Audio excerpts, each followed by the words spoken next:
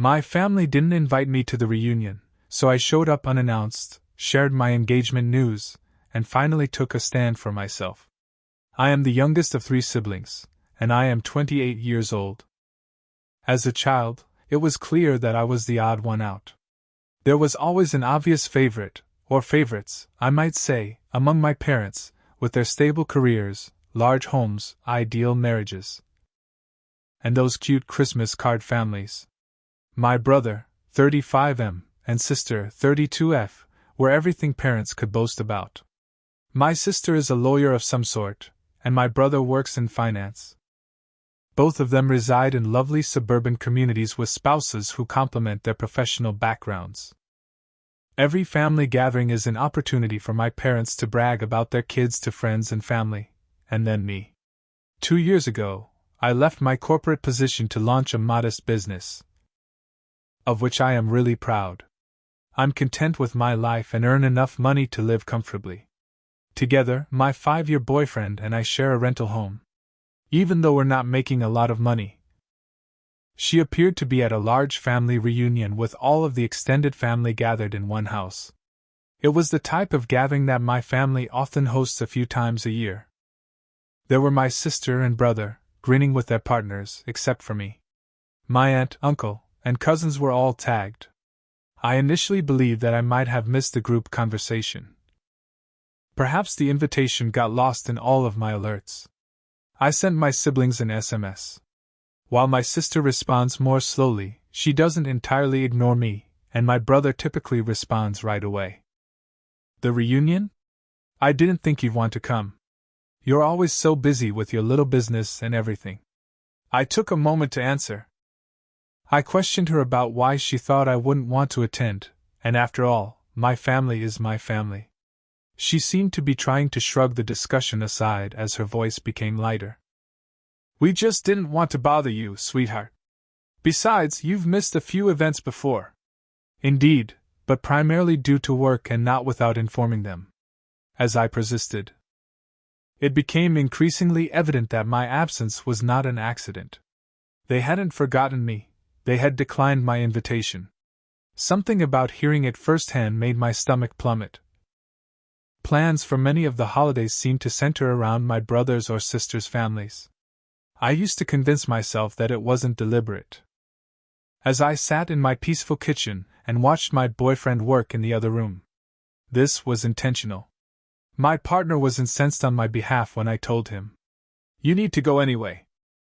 They don't get to decide you don't belong there," he replied. He was correct. Why should I allow them to act as though I don't exist? I was tired of being treated like an afterthought by my family. 2 weeks prior, my boyfriend and I had become engaged. I wanted to do it face to face with the people who should be concerned about my life, but we hadn't notified anyone. Now, though, I had my own motives. I would remind them of my presence. If they were considering excluding me from my family, this time they wouldn't ignore me. I made the decision to arrive without warning. I had to be there for myself. I had had enough of fading away because they didn't think I belonged. I promised myself that if I had to leave, I would go, smile, and share my news. Although I had no control over their feelings toward me, I did have influence over how I responded to it. I refused to let them treat me like an outsider. For once, additionally, I would at least have closure if things didn't work out. First update. It took slightly over 3 hours to go to my folks' house. The majority of the time was spent on how to appear unimpressed. As if I had simply happened to stop by. Since, well, I was aware of the family reunion, it seemed a bit ironic, given why I was there. I promised to keep him informed. The house was filled with automobiles parked on the lawn and along the driveway. When I eventually pulled up there, I inhaled deeply, picked up the treat box, and made my way to the front door. From within came the sounds of music, laughter, and clinking dishes. I stepped through the slightly open door. The noise stopped as soon as I entered. Across the room, I saw my cousin, the same person whose Instagram tale had given me the hint. Despite her apparent astonishment at seeing me, she nodded and smiled slightly. On the dining table. Did they not invite her on purpose? While I was moving through the room, I slipped by them into the living room. After pausing to check my phone, my cousin drew me aside a few minutes later. I made the decision to give it a try. I questioned him why no one had told me about the reunion. As he filled the glass, he hardly raised his head to say, "We thought you'd be happier doing your own thing." The words hung thick in the air, yet it wasn't unkind, since it was clear that I would not receive answers. I didn't press him any further. At least. Once more, there was a bustle of talk in the room, and I sat down close to the corner and browsed through my phone idly. I simply needed time to think on what to do next. "I have some news to share." And everyone's eyes shifted to her as she revealed she was expecting her second child. Cheers broke out as everyone applauded. A few uncles made a joke about placing wagers on whether it would be a girl or a boy. My mother appeared as though she could burst with joy. Nobody gave me a sidelong glance as I stood there. I heard the laughter and congrats. I seemed to have vanished once more, as usual. The same motif, the fact that I was present was irrelevant. The fact that I had arrived, even though I hadn't been invited, didn't matter. They would always treat me like an outsider and glorify my siblings. Something broke inside of me. I'm not sure if it was my dad's departure, the rumors I had heard, or the fact that my cookies were still unopened. Perhaps it was everything. I took a glass off the drink table and gave it a loud fork clink. Heads turned to face me as the room gradually became quiet once more. After enjoying the attention, my sister became irritated. I chose to disregard it. "Well," I continued steadily, "I have something to say too, since we're sharing big news." Second update. As soon as I walked in, the place was silent once more. All eyes were on me. All conversations halted and forks froze in midair. But compared to when my sister revealed her pregnancy, the attention wasn't as enthusiastic or welcoming. I felt as though I had disturbed a sacred item. Despite my racing heart, I stood up and held my hand firm. "I just wanted to share some news of my own," I said, as though they were still processing it, but a courteous uncle gave a nod of assent before forcing a faint smile, the kind she typically saved for strangers. My mom's face fell. "Why didn't you inform us earlier?" Her voice sounded more like an accusation than one of enthusiasm or inquiry. Her gaze flicked to the ring and then returned to me. "I didn't think twice," I said, loud enough for everyone to hear. "I wasn't sure you'd care." "Care? I wasn't invited here, after all. I assumed you no longer wanted me to be involved in family matters." My brother moved forward and pushed off the frame. His voice was sharp, and his face was crimson. "You are not the focus of this. You have to put yourself first at all times." There was a response to that. A few whispered to themselves, "Not now." Yet I could sense that everyone was observing. My brother's crossed arms and intense gaze made it difficult for me to speak. The room became silent once more. At that point, my sister refused to look at me, since she was still blushing from her own news. My mother's courteous facade was beginning to crumble, and her face changed to one that was more recognizable, annoying. I saw her take a breath, likely to speak, but before she could, a voice broke the silence. One of my relatives remarked, "She has every reason to be angry." Her arms were folded as she sat close to the couch's edge. "What did you expect? If you didn't invite her, that she would simply remain silent indefinitely?" Some people turned to look at my cousin. From the dining table came another voice. "Yes, it's not as though she's incorrect." I sensed a change for a split second. Although it wasn't much, it was sufficient. The fissures were visible. My mom shifted the topic, as she always does when she's cornered, likely understanding she was losing control of the situation. "Well, let's not forget how exciting it is that your sister is having another baby," she remarked, bringing a smile back to her voice. "The family is thrilled to hear that." There was a deflection so clear. I wasn't going to stay any longer than absolutely necessary. I picked up my handbag and made my way to the front entrance. 2 of my younger relatives hurried after me, apologizing and inquiring as to where I was going. One of them hugged me and whispered, "You don't deserve this." I returned the hug and assured her that I would be all right.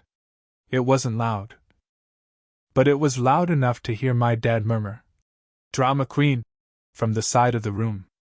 As I was putting on my coat, I hesitated for a moment, but I didn't look back. Rather, I opened the door and went outdoors. The cool air cleared the heaviness in my chest and struck me like a jolt. I paused and looked at her. She appeared embarrassed, almost as if she was at a loss for words. I apologize," she blurted. "For everything. It was courageous in there. You defended yourself. That was not how you should have been treated." I swallowed the lump in my throat and nodded. I managed to say, "Thanks." My boyfriend's vehicle arrived. I buckled my seatbelt, threw my purse on the seat, and got in. I started crying as soon as I sensed the car moving. The tears flowed quickly and forcefully, like if I had been suppressing them for hours. My guy simply reached over and squeezed my hand without saying anything. As the trees beyond the window blurred by, I let it all out. The sobbing had subsided into soft sniffles by the time we drove onto the main road. Although I still felt raw and ashamed, there was also relief behind all of that. I hadn't just let it happen. I gazed out the window, mentally reliving every moment of the recent reunion.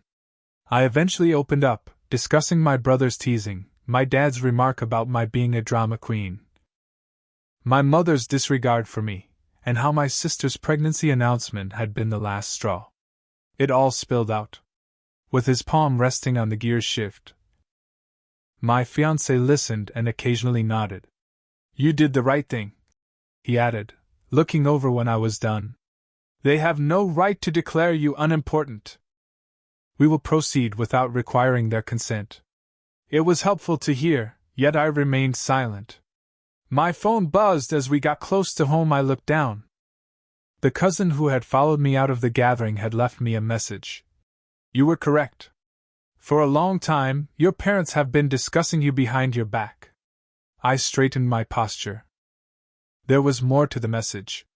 "I apologize, but you must understand this. Your mother told everyone that your lack of a career makes you a disappointment.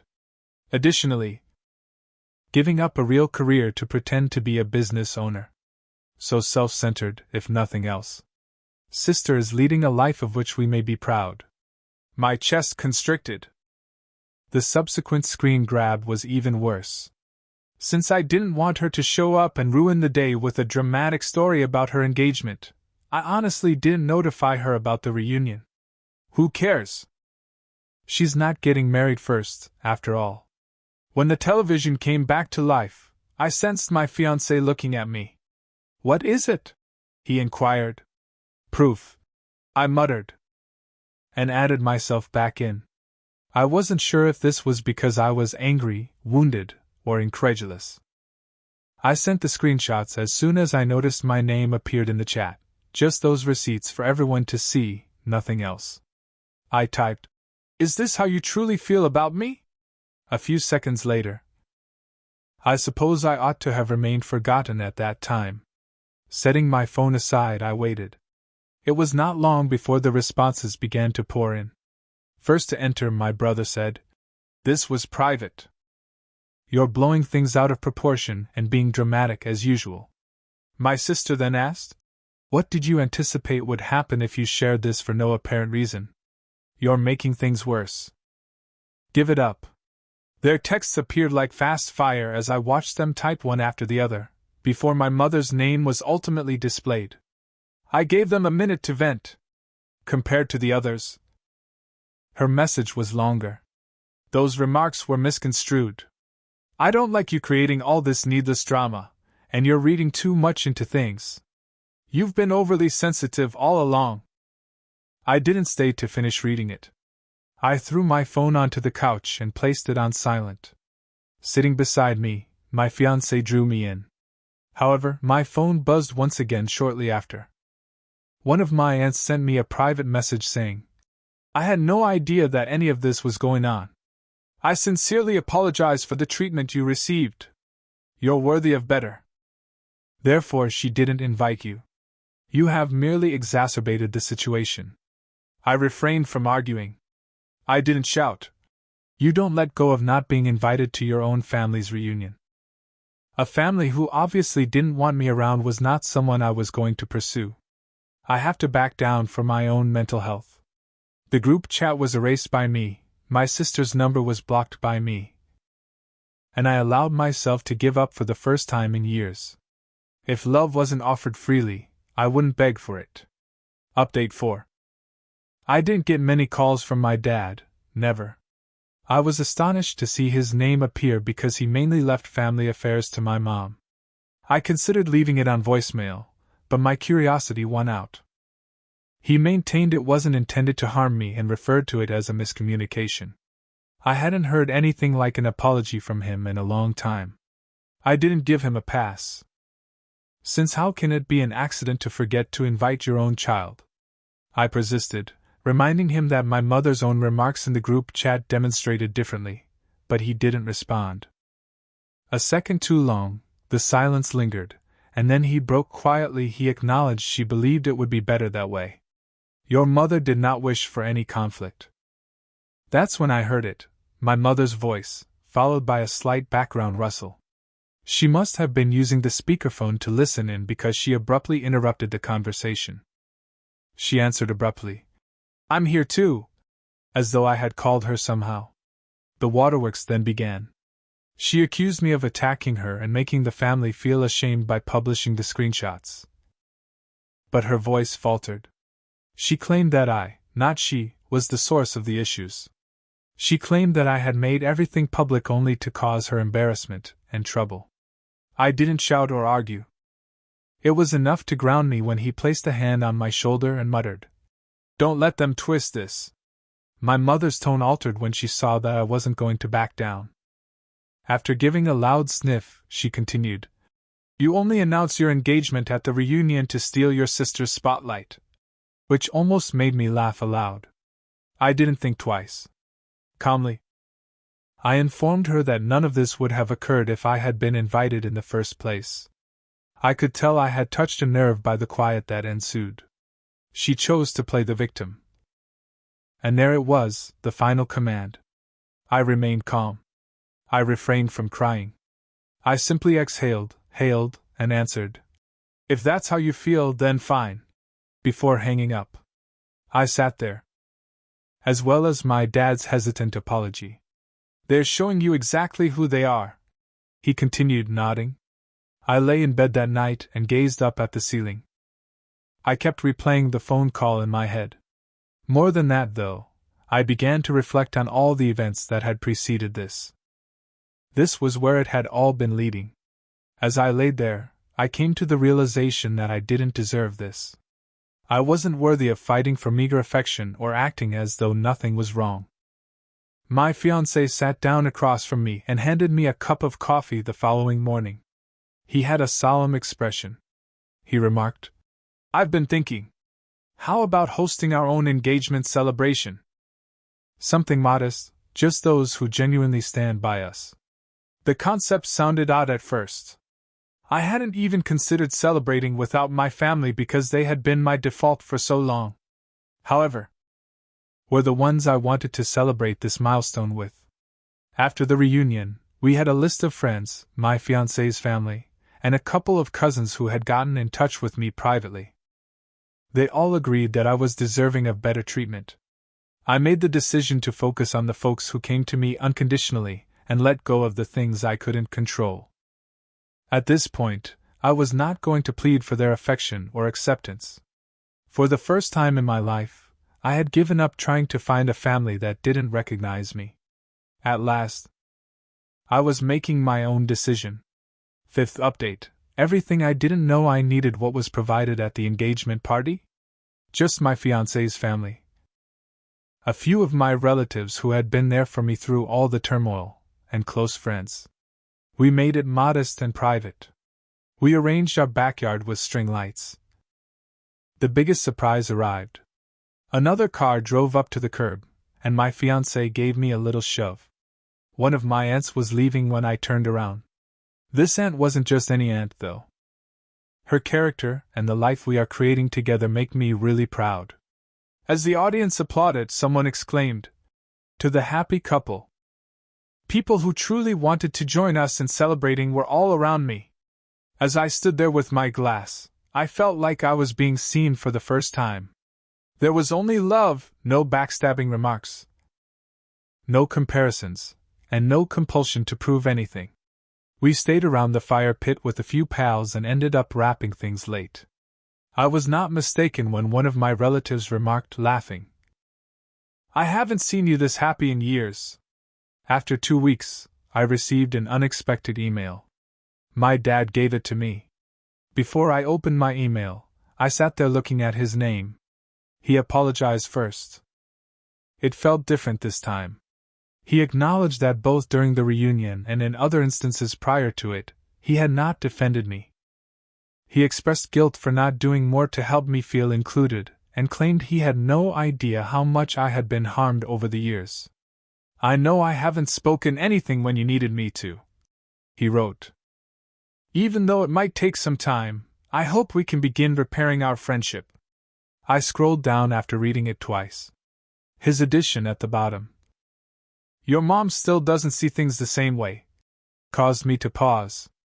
I'm not sure whether she will ever own up to her faults, because she feels like the true victim in all of this. I also apologize for that. Although it hurt, it wasn't shocking. My mother had never taken responsibility for anything. I took some time to consider my response, and then I typed up a brief one. I praised my dad for getting in touch and let him know that while I valued his words, I valued his deeds more. It would require work on all sides if he really wanted to rebuild things. I honestly didn't require a response, so I didn't anticipate one right away. I wasn't waiting for him to suddenly turn into the ideal father. His little step was plenty for now. However, I wouldn't accept compromises. I refused to put myself back in a situation where I didn't feel appreciated. Naturally, my sister couldn't help but stir things up. A few days later, I came upon one of her passive-aggressive Facebook posts. It was ambiguous but clear enough. "It's funny how some people enjoy revealing personal details to get attention, good or bad. Family is family." I didn't answer. I didn't even give myself enough time to become upset about it. After blocking her, I simply went on. Her opinions, her sarcasm, and her judgment no longer had any influence over me. Life was fuller but quieter. In the weeks that followed, I concentrated on running my company, organizing our wedding, and hanging out with the individuals who genuinely cared about me. I at last discovered serenity when I let go of the need to win my family's approval. In retrospect, I saw how much of my life had been wasted attempting to conform to a model that I was never meant to fit. Because I was different, my family had always made me feel inferior. However, that didn't prove me incorrect. Their incapacity to recognize my value was a reflection of them, not of me. Family is everything, as some people may say, and perhaps it is true for them. However, rather than condemnation and exclusion, families should be about love, respect, and support.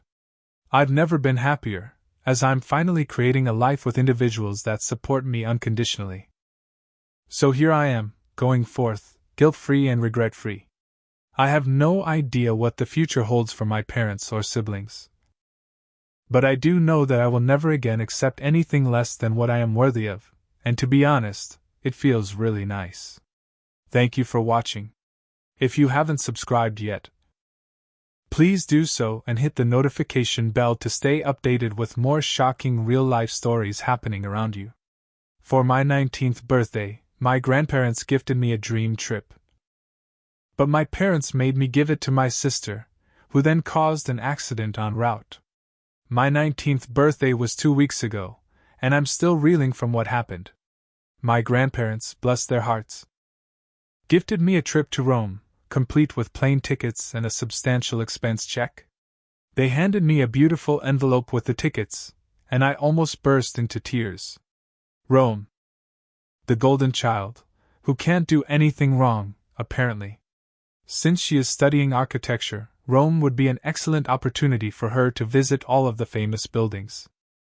My grandparents had given her the same trip, but she accepted the money instead. Now it was my turn, and I wasn't going to give up. But the airline won't let us transfer the tickets, I told them. It's against their policy. My parents dismissed it as a small annoyance that might be easily resolved. Don't worry about that, Anna, they said. We'll figure it out. Which was a tiny consolation. I was used to being the less popular child. It came with benefits, such as low expectations and a good dose of cynicism. But here's the kicker. They were able to get the ticket moved. I'm not sure how, given that the airline's policy was rather clear, but they did. Amelia grabbed my boarding pass yesterday, the day I was due to fly to Rome. A few hours later, we received a call from the police. Amelia had been in an accident on her way to the airport. She had grabbed the taxi driver's steering wheel, believing he was driving the wrong way. Yeah, she assumed she understood more than the person who drives for a living. The automobile crashed. Amelia escaped with a few scratches. But the cab driver was not so fortunate. He ended up with a fractured arm and a nasty gash on his forehead while pressing charges. My folks were freaking out. They would have to use their funds to settle with the driver and keep Amelia out of court. When I learned the news, I snapped. "This is karma," I blurted. "This is what you get for stealing my trip." But the harm was already done. They accused me of being selfish and inconsiderate, along with other common allegations. It was infuriating. They were the selfish ones, taking my ideal trip to cater to Amelia. That's when I realized, why was I putting up with this? Why was I sacrificing my happiness for a family who did not appreciate me? Screw it, I thought. If they're going to dislike me, I might as well give them a valid cause. I got a taxi and went to the hospital. On the way, I made a decision. I would not let them win. I had my grandparents' check. Amelia was still trying to convince the cops that the accident was not her fault. I didn't care. I walked up to her and requested the boarding permit. She looked at me as if I was insane. So, I reached into her purse and took it myself. Then I ran, as if a band of wolves were chasing me. I rushed into a cab and instructed the driver to take me to the airport. I made it, barely in time. I boarded the plane, heart racing, and did not look back. I did not check my phone until I arrived in Rome. My family was losing their minds, as one could imagine. My parents left a series of messages, calling me every name in the book. They claimed I was callous, that I should have been there for Amelia, and that I was ashamed of the family. Amelia sent even harsher messages. She accused me of stealing her trip, being envious, and destroying her life. Apparently, my parents were going to have to spend all of their savings to pay off the taxi driver, and it was all my fault. Yeah, right, as if it wasn't her fault to seize the steering wheel in the first place. The shame gnawed at me for a while. Perhaps I should have remained. Perhaps I should have apologized, but then I remembered all those years of being disregarded and treated as second best. I felt completely free, for the first time in my life. I wasn't Anna, the overlooked daughter. I was just Anna, and it felt great. After a few wonderful days in Rome, I went directly to their residence. They had already moved all of my belongings out of my parents' home. The guest room was ready for me, with clean linens and a vase of my favorite flowers on the nightstand. It felt like coming home. My grandparents told me that they had challenged my parents. They had put it all out and expressed their disappointment with their behavior. My parents, unsurprisingly, disputed everything. They claimed I was exaggerating and that I was simply jealous of Amelia. They even had the audacity to claim I was selfish for abandoning them amid a family crisis. But my grandparents saw straight through them. They severed relations with my parents and stated that they had no more desire to interact with them. It was a terrible decision, but they knew it was the correct one. I haven't communicated with my parents or Amelia since. I blocked their phone numbers and removed their texts. I don't need that much negativity in my life. I still think about my parents. I wonder whether they regret what they did and if they ever think about me. But then I remember the freedom and love I now have in my life. And I realize I made the correct decision. I'm finally free of expectations, comparisons, and the continual sense of not being good enough. I'm free to be myself and pursue my own path. I do not feel sorry for them. They made their decisions, and now they must live with the consequences. I'm moving forward. I'm embracing my new life and family. I'm finally living the life I was destined to live, and it's stunning. Now, to the next story. Story 2. I moved in with my sister and her husband. But his behavior became controlling and inappropriate when I mentioned I was dating someone. I'm Ashley, 17F. My sister, J, 25F, and her husband, Jake, 34M, have been married for 2 years.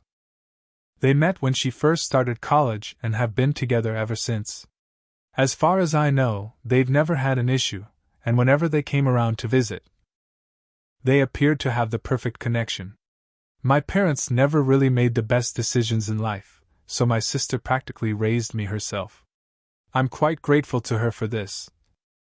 And I know she had to make numerous sacrifices to be able to do so. When she was in college, I called her at least 3 times a week to check in and see how she was doing. She'd chat about school, job, and her plans. Then she'd talk about Jake. She described him so well that it raised my own expectations of love. For example, she'd tell me about all the flowers she received. This was disappointing because I had always enjoyed the independence that having a car provided, but whatever, I'll get over it. Jake insisted on taking me to school in the morning, and then driving me to and from work. I was incredibly glad for this because it saved me from having to take the bus or walk. Jake would return home from the gym, grab me a Starbucks, and drop me off at school. In the afternoon, he would pick me up at school and drive me to work. But he was often asking if I was dating or had a crush on somebody. He'd wink and say things like, "You're so stunning, it's impossible. There must be something you're hiding from me. Come on. Tell me, you know I can keep a secret, so tell me." I mean, there was a guy, I will give him that, but it was too early to discuss. This resulted in my being unclear. Because I didn't want to lie to him. I'd basically just play coy and avoid answering any of his queries with too detailed an answer, as I didn't want to jinx myself. Finally, Alex, 19 million. The boy I was talking to, asked me out on a date. His family owned the ranch where I worked, so we spent a lot of time together while I was at work. Usually, during my shifts, he would come and assist me or we'd go riding together. I was quite excited, and on my way home from work, I told Jake about it. He suddenly became cold. I'm not sure how else to explain it. But the familiar warmth was gone. He began asking a lot of questions very matter-of-factly, and I responded because I assumed it was just the protective older sibling thing. I figured he needs some time to adjust, but when I informed him that Alex and I had been chatting for about a month, he freaked out and became very upset. I burst into tears as he began calling me a liar and accusing me of concealing this information from him. The fact that he literally said, "What about us?" has stuck with me ever since. That has left me completely perplexed, because what does he even mean? The worst part is that because of how he acted, I'm overthinking everything that has happened since I moved in with them. Jake's house had a pool in the backyard, and I used to go there to swim or just lie out and tan. However, I've realized that whenever I went for a swim or tried to sunbathe, this pregnancy is definitely hitting her hard, and I don't want to say anything because it could harm her or the kid. I just want to know if I'm overthinking things. More information. I didn't even contemplate the possibility that my sister would support him over mine, but after reading everything in the comments, I think I should start gathering evidence. Also, I will do my best to change the relationship between him and me without raising red flags. I'm more than prepared to inform my sister if I believe there is an urgent danger. But as I previously stated, I don't believe he is the type of guy who poses an actual concern to be cautious. I'd rather wait until she's feeling better before trying to break the news to her. I want to be cautious, since my sister could be gravely hurt, not just emotionally, but also due to pregnancy dangers. I wanted to give him the benefit of the doubt. He's probably just afraid about what will happen to her. However, even if I give him the benefit of the doubt, I should set certain boundaries. When he had that outburst, it truly worried me and I felt unsafe. I know I'll never be able to physically overcome him, so I'm going to ask a few of my friends if they'd want to carpool with me. I will also contact Alex to see if he can give me a lift to and from work. Worst case scenario, I'll locate a job I can walk to. In the meantime, I'll take steps to see if I can improve my circumstances. Is my sister's spouse acting strangely, or am I overthinking? First and foremost, I recognize that I am no longer secure in this environment, and will make changes starting today. As much as I admire and love Jake, I don't believe the danger is worthwhile. I attempted to establish a conversation with him after posting and received some suggestions simply to see if we could discuss this, but he was still in a nasty attitude.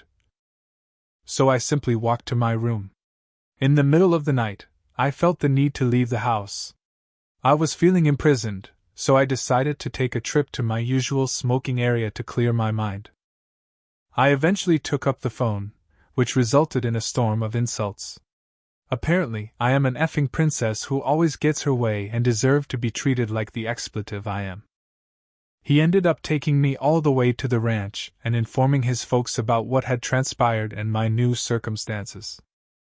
I cuddled with Alex and attempted to fall asleep.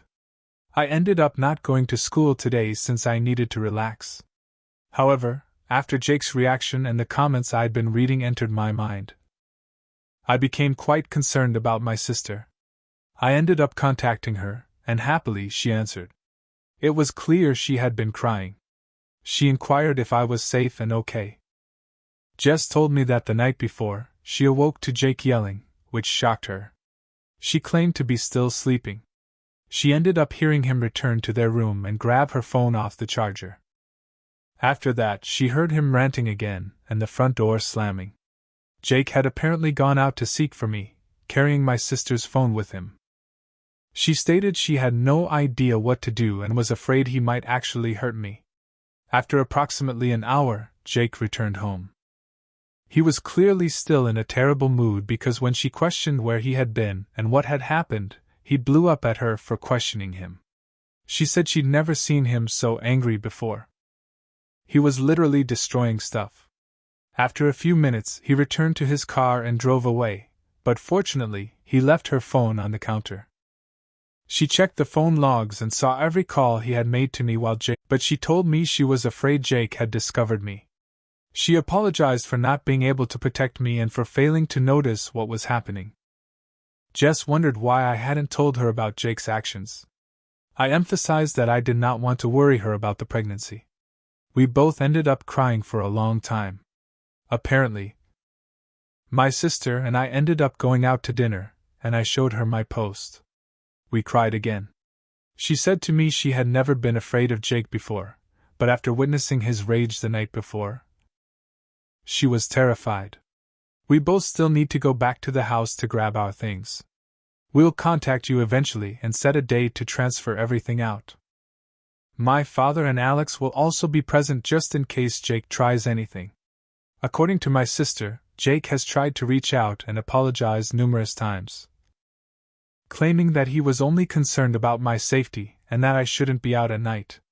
He didn't realize she could hear exactly what he was yelling at me, so she knows he's lying.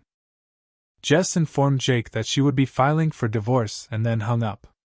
I love my sister and wish her the best in life. I am confident she will heal from this and meet an incredible partner who loves her and only her. In other news, Alex and I are going on a date next week, which makes me quite happy. But seriously, thank you to the Reddit commentators for making me so stressed out that I wanted to take a smoke break. I believe you may have saved me. Please do so and hit the notification bell to stay updated with more shocking real-life stories happening around you.